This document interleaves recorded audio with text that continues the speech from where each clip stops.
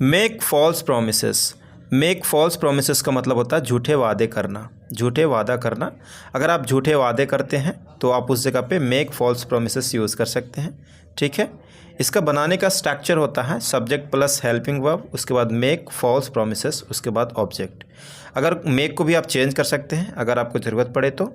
ठीक है, जैसे झूठे वादे मत किया करो तो आप कहेंगे डोंट मेक फॉल्स प्रोमिसेस। झूठे वादे करने से कोई फ़ायदा नहीं है।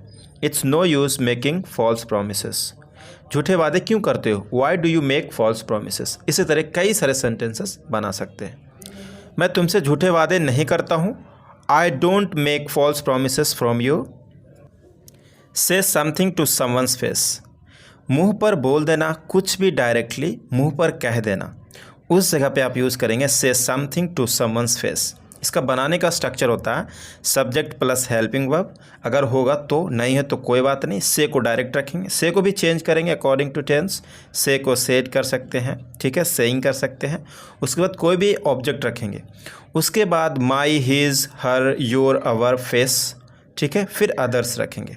ओके, तो आइए कुछ एग्जाम्पल्स देखते हैं। तो अगर आप कहते हैं ये उसके मुँह पर मत बोलना, तो इसकी इंग्लिश होगी don't say it to his face.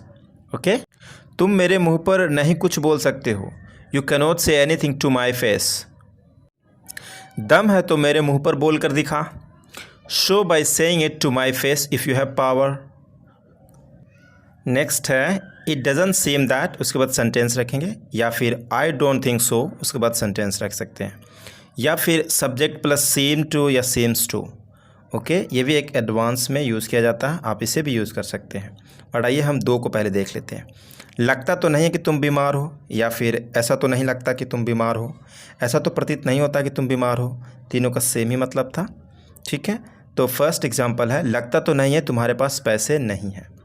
It doesn't seem that you don't have money, या फिर I don't think so you don't have money, ये भी बोल सकते हैं आप। लगता तो नहीं कि तुम बीमार हो, it doesn't seem that you are sick, या फिर I don't think so you are sick. Guys, अगर आप चाहते हैं 400 से अधिक ओनली एडवांस्ड इंग्लिश स्ट्रक्चर सीखना, तो इस वीडियो के डिस्क्रिप्शन में एक लिंक मिलेगा, वहां जा कर के आप इस ई बुक को डाउनलोड कर सकते हैं, बाय कर सकते हैं। एक छोटा सा अमाउंट पे करना पड़ेगा, उसके बाद आप एक्सेस कर सकते हैं और 400 से अधिक केवल एडवांस स्ट्रक्चर सीख सकते हैं। तो आइए टॉपिक की ओर बढ़ते हैं।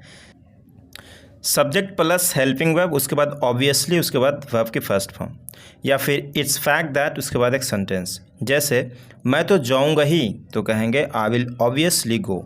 सच तो यह है कि मैं जाऊंगा ही। It's fact that I will go. मैं तो खाऊंगा ही, आई विल ऑब्वियसली ईट। सच तो यह है कि तुम चोर हो। It's fact that you are a thief. Theft हो गया guys, thief. Okay, it is said that, उसके बाद एक सेंटेंस रखेंगे, या फिर इट्स सेड दैट, उसके बाद एक सेंटेंस रखेंगे। इसका हिंदी मतलब होता है वो कहते हैं ना, या फिर वो कहा जाता है ना, उसके बाद सेंटेंस को रखेंगे। जैसे वो कहते हैं ना कि अच्छे के साथ अच्छा ही होता है। It is said that good happens with good. वो कहते हैं ना कि हमें हार नहीं माननी चाहिए। It is said that we should never quit, या फिर we should never give up. Thank you so much guys, have a good day.